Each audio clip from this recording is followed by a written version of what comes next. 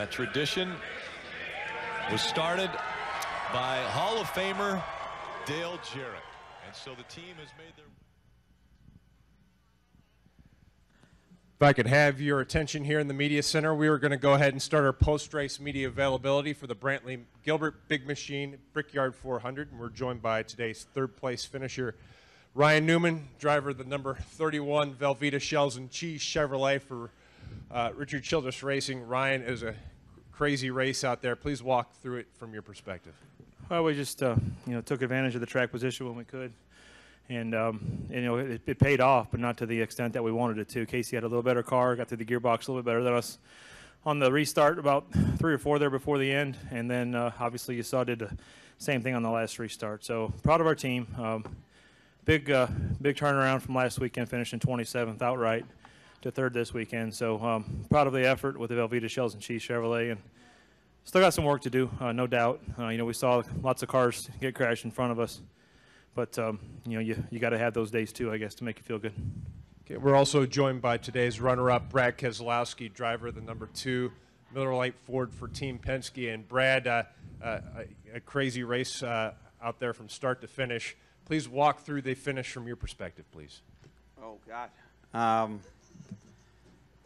don't know. I need to watch all 6 hours of film. There's a lot going on there.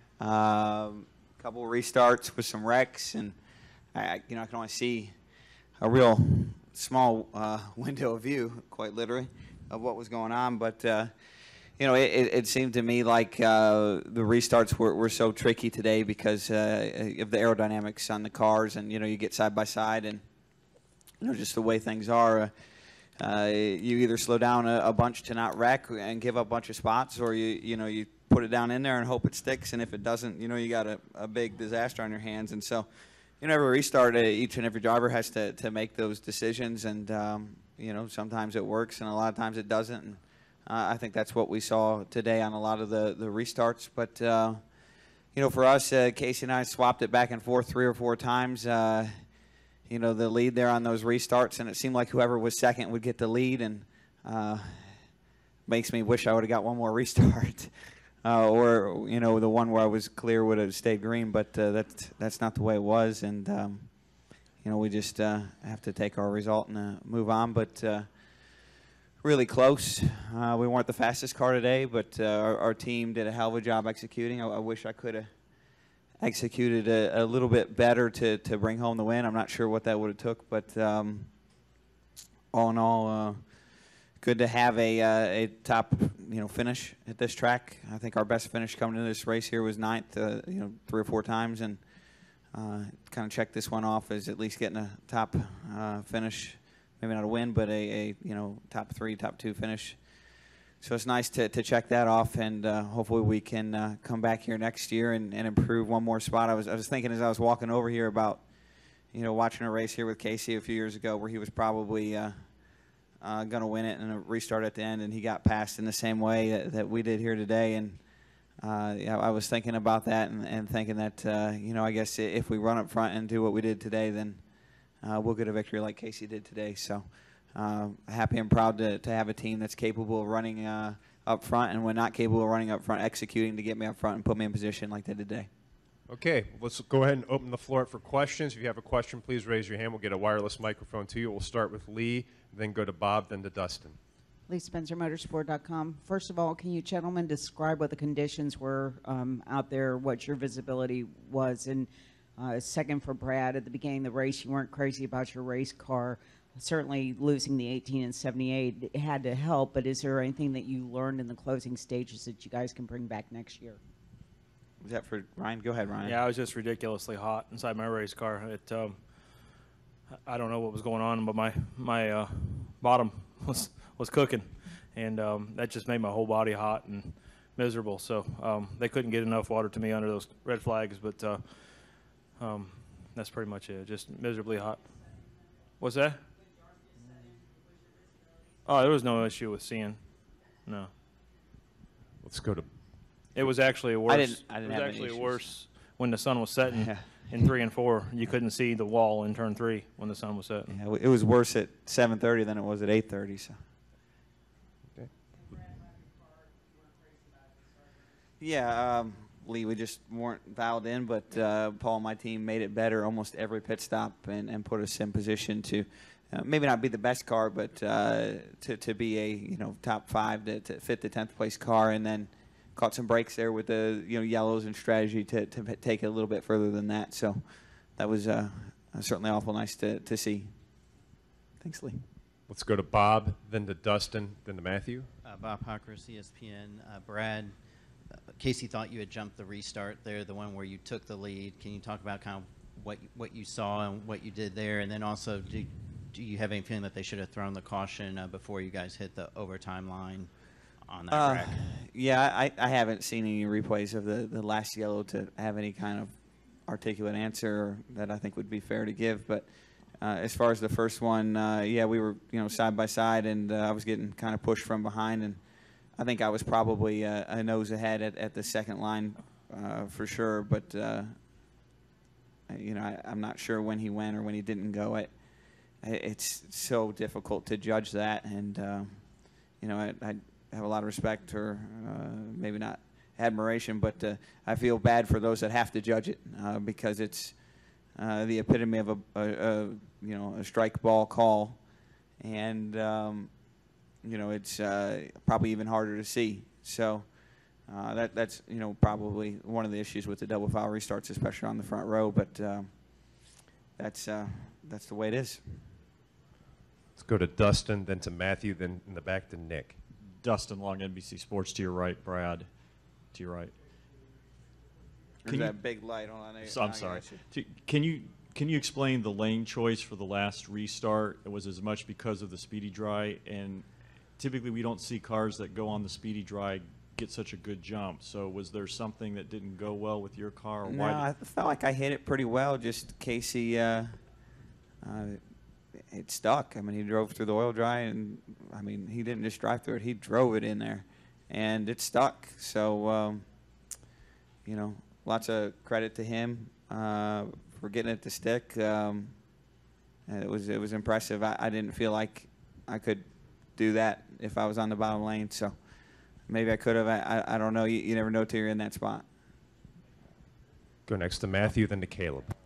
Matt Corson with the RacingExperts.com for Brad. Does his second place run provide more momentum or frustration for your team? Oh, shoot. I don't know. I just got out of a car that was 130 degrees for 6 hours. I'm not even sure where I'm sitting right now, Ryan. Send him an email on Tuesday. He'll get back to you. That's a really deep question. Second sucks, but, there's 38 other spots worse than that. So I guess it's a glass half full, glass half empty question. But, it's got its ups and its downs. Let's go to Caleb. Yeah, both of you. Watching Casey get out, and he was worn out, and like he'd been in a 15-round fight. Have either of you competed in a race that has been as worrying as this one was, which was supposed to be a 400-miler? Yeah, I think the Daytona 500 a few years ago when Montoya took out the jet dryer was one of those marathons, kind of like today. So, yeah, it's happened before, but this was really hot today. I think it was really hot for all of us, miserable. The red flags, you just sit in an oven. I mean, as soon as you shut the car off, it just gets hot inside there, and there's no way for any NASCAR official or any fan to understand what we go through when we're sitting out there like that. Caleb Whistler, Speedway Digest. With all the red flags and the attrition of this race, how did the complexion of this race change throughout the event from the start to the finish? Is that for me? I don't know. It's just a lot of attrition, right? So you end up racing 20 cars in the end versus 40. Track position is always key, but, it's easier to pass 18 of them than it is 38. So, it changes your strategy, but in the end, you really just wanted to be out front. So we stayed out with Casey and took the track position, which, worked out for us. Nick Bromberg, Yahoo Sports. Brad, I know this feels like an hour ago, and maybe actually was, but going 3 wide into turn 3 with Casey and Jimmy there, what was your thought process being stuck on the outside, and did you have any idea that you were going to get through there unscathed? Yeah, it was just a tin cup moment. I didn't want to lose by laying up. I thought if we all wrecked, I could go home and feel good about that. But if I laid up and they all drove on and I finished second, I would have been mad about that forever. So, you know, obviously it didn't work out perfectly, but it was darn near got away with it and kept us in position there at the end to fight Casey.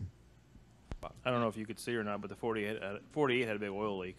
Did he? Oh yeah, when he was smoking all the way down the back straightaway. When he stuck it in there, it looked like he was already on fire before he spun out. Oh, all right. Well, I don't feel. Just so you know. All right. I wanted to follow up on that. Did you ever think you could go 3 wide here? No, and you still can't. Yeah. Jeffrey. Tin Cup didn't think he could hit it over the water, but he still tried, right? Ryan, Jeffrey Miller, Athlon Sports. Where does this rank in terms of kind of absurdity in the races compared to 2008 with the tires here? I wouldn't call it absurdity. I think it was just a crazy race. And 2008 wasn't a race. When we had the tire problem, that was a mess. And you know, I think what we saw today was some crazy strategy, some crazy restarts, and not really that bad a racing. I've seen worse racing here by far. As far as not being able to pass. So, you know, a guy could get up underneath somebody and shake them loose and move them out of the way, whereas in the past you'd just lose your whole race car. So, you know, I don't think that it was ideal, but, you know, it was definitely crazy. Yeah, I don't know. Absurd is maybe not the right word, but I don't know if I would call it ideal either. Maybe there's a different word. Where's Nate Ryan when you need him? But it certainly wasn't what has become the norm for this race. And that's not necessarily a bad thing because I don't think the norm was what we all were looking for. But I still think there's a lot of work we can do to you know, make a race that has a good balance between high attrition and also having key moments that we all love to see. And this race had, you know, some key moments that I think we'll probably play back for the next 5 or 10 years. But then it also had a lot of attrition and a lot of moments that did kind of look a little off key. So, you know, that's like Ryan said, every race is never the same. That's just why you go to them. You might see a phenomenal race one year and a not so phenomenal race the next, and that's part of it, is the unpredictability, and that's part of what I think we all love about racing. And so, you know, we'll see what we have next year. We come back. I doubt we see this race. This is one for both of you guys. One of the things that made this race as long as it was the red flags. I was kind of wondering, what are some of the feelings and thoughts that go through you guys' mind when you're sitting there in the car after a red flag, especially when we had the early red flag for rain, and then you had the last couple of red flags there at the end. I mean, you guys are up front close into winning this. I mean, are there any nerves going through your mind at that point, or is there anything that you just keeping calm and talking to your crew, making a decision what to do there? I was too hot to take a good nap, so it was kind of tough just sitting there. I mean, really just miserable. Seriously, just miserable inside the race car. It was just hot. I don't know what word there is to say. It's had to be 130, 140 inside the cars for, I don't know if it was the full 6 hours, but I think we were in them for a full 4 hours at least. And yeah, it was hot. You know, go sit in the sauna for 4 hours, and you can probably relate. But I'm not complaining about that. That's part of being a race car driver nowadays. But that's the story of what it was. Well, gentlemen, thanks for the show Thank you. you put on today. Good luck next week in Pocono.